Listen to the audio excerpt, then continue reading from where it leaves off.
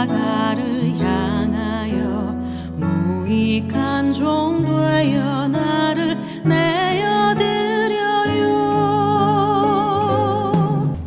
오늘 우리에게 주신 하나님의 말씀은 누가복음 20장 20절에서 26절 말씀입니다.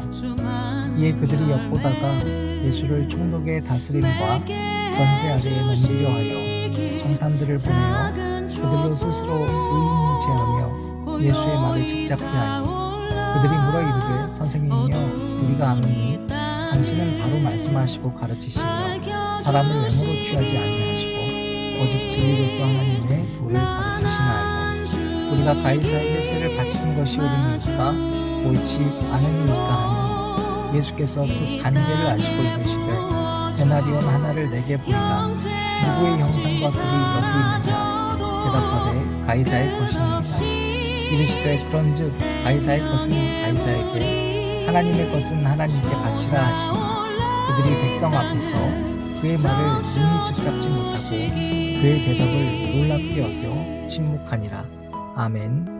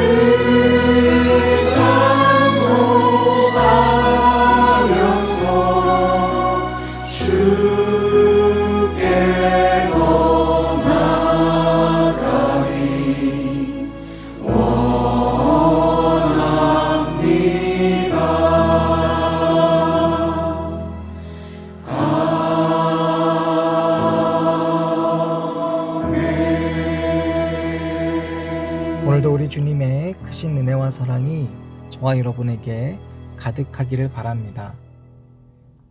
오늘 말씀에서 그들이라는 단어가 나옵니다.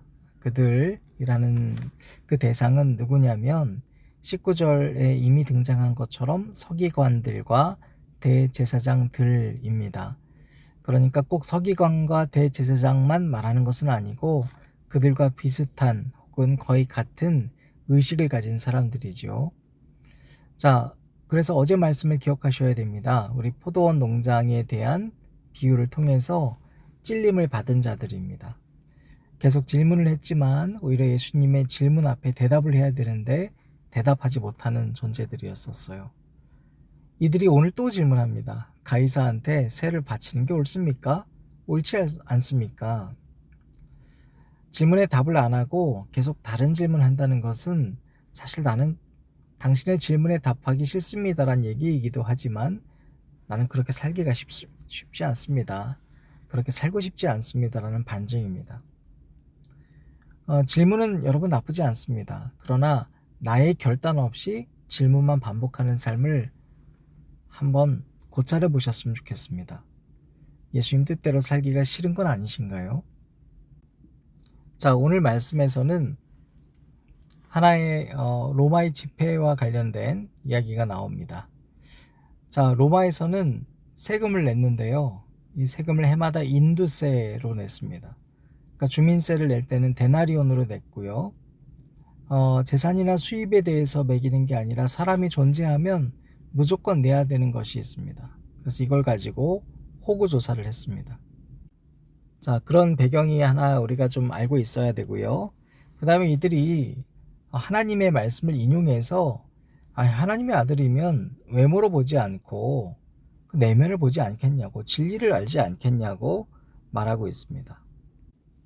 자, 그리고 지금 본인들이 다시 질문하는 것은 가이사한테 세금을 바치는 게 맞냐 틀리냐 라고 물어보면서 예수님의 대답을 지금 기다리고 있는 것이죠. 그런데 예수님이 참 기가 막힌 반응을 보이시는데요. 해답을 주지 않고 24절에 데나리온 하나를 나한테 보여줘라 그랬습니다. 그랬더니 가져왔나 봐요. 그래서 말합니다. 누구의 형상과 글이 있니? 그랬더니 가이사께 있네요. 그러니까 예수님이 25절에 그럼 가이사 건 가이사한테 주고 하나님의 건 하나님한테 바쳐. 티베리우스 황제가 그려져 있고요. 얼굴 주변에는 티베리우스 카이사 하나님이 되신 아우구투스의 아들이라고 되어 있습니다. 그리고 뒷면에는 최고의 제사장이라고 쓰여져 있어요. 그런데 지금 가져온 사람들은 누구예요? 바리새인들입니다. 바리새인의 원래 뜻이 페루심이거든요. 구별된 자들이다 라는 거예요. 구별된 자. 자, 그러니까 이들은 나는 율법 다 지키면서 살아. 나는 구별됐어. 그런데 정작 이들의 호주머니 속에는 뭐가 있었습니까? 데나리온이 있습니다. 실제 생활에서 이들도 쓰고 있었습니다. 그런데 겉으로 봤을 때는 그들은 마치 구별된 자인 것처럼 살아가고 있었던 것이죠. 그래서 예수님께서는 그들의 삶을 그대로 보여주십니다. 가이사의 것은 가이사의 것 맞아. 그런데 하나님의 것 너희들 말이야. 너희들은 하나님한테 드리고 있니? 여러분, 이 말씀은 가이사와 하나님의 것을 나눠서 사용을 하는 뜻이 아닙니다. 이건 나는 늘 구별돼서 살고 있어를 강조했던 바리새인이 실제로 주머니를 꺼냈을 때 세상과 다르지 않았습니다. 자기는 율법을 잘 지킨다고 해서 동전 얘기를 꺼냈지만 그러나 그 동전 꺼낸 즉시 똑같은 이야기로 당했습니다. 예수님께서는 이중적으로 살면서 남을 정죄하고 살았던 바리새인들을 그대로 그 이야기 그대로 돌려주셨습니다. 그러므로 예수님께서는 지금 너네들 호주머니 속에 있는 이 돈 자체가 우상이야. 이런 것까지 가지고 와서 나한테 바치려고 하지 마. 이거 카이사한테 바쳐. 난 이거 필요 없어 라고 얘기하시기도 하는 거예요. 사랑하는 여러분, 우리는 때로는 세상의 칭찬과 세상의 보상을 구별할 수 있어야 됩니다. 하나님은 그것이 필요한 것이 아니라 바로 여러분이 필요한 겁니다. 그리스도인이라면 우리는 교회 예배당 안에서 보이는 모습이나 예식적인 행위를 통해서 증명되는 것이 아니라 나의 삶이 온전히 주님을 향해 있는가가 중요하다는 사실을 잊지 않았으면 좋겠습니다. 우리도 오늘 본문 속에 제사장 무리들처럼 이런 착각 가운데 빠질 때가 많습니다. 겉만 제사장 옷을 입고 하나님 믿는 척하지만 사실 우리가 사용하는 모든 돈은 세상의 것들이라고 생각할 때가 많지 않습니까? 그건 아무렇지 않게 쓰고 나를 위해서 다 쓰고 나서 옷만 주님이 주신 옷을 입고 살아가는 건 아닌지요. 그러면서 남이 돈을 쓰는 거에 대해서는 어떻게 쓰나 보면서 정죄하려고 하는 우리들의 마음이 있는 건 아닌지요. 우리가 이 말씀 가지고 오늘 우리들의 삶이 하나님께 바쳐진 예물 되기를 주님의 이름으로 축원합니다. 하나님 감사합니다.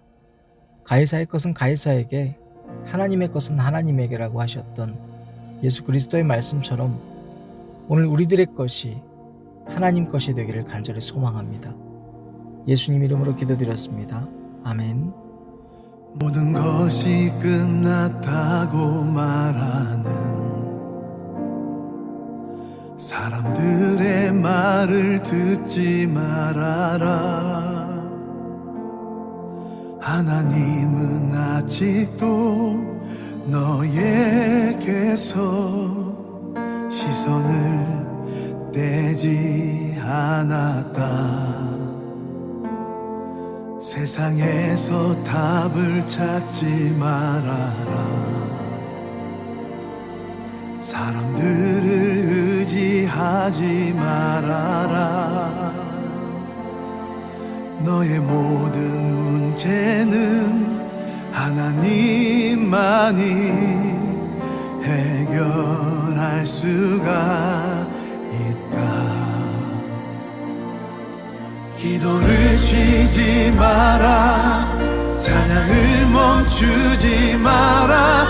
하나님이 너를 주목하고 있다. 예배에 집중하라. 말씀을 붙잡아라. 하나님을 만나면 끝난 것이다.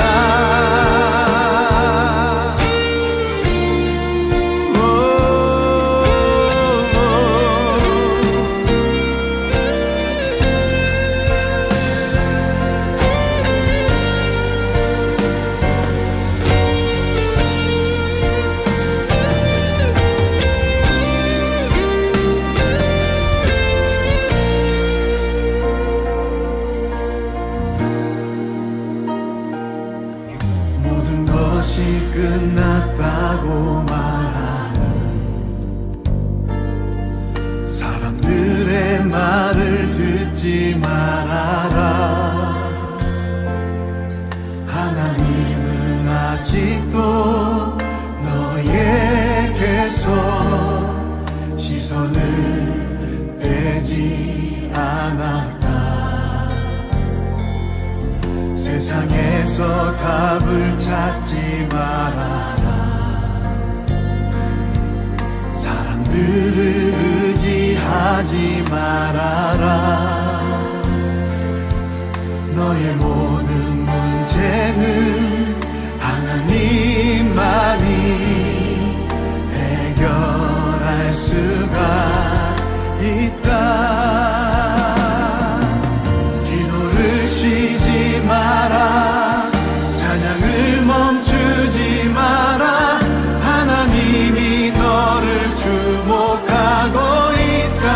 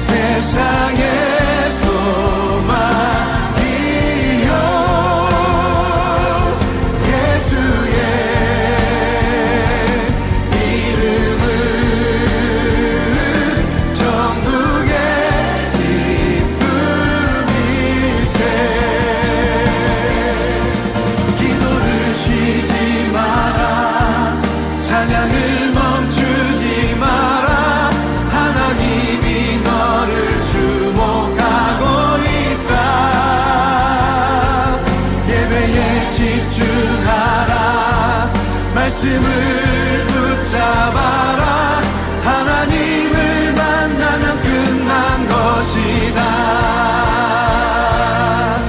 가는 길 멈추지 마라. 뒤를 돌아보지 마라.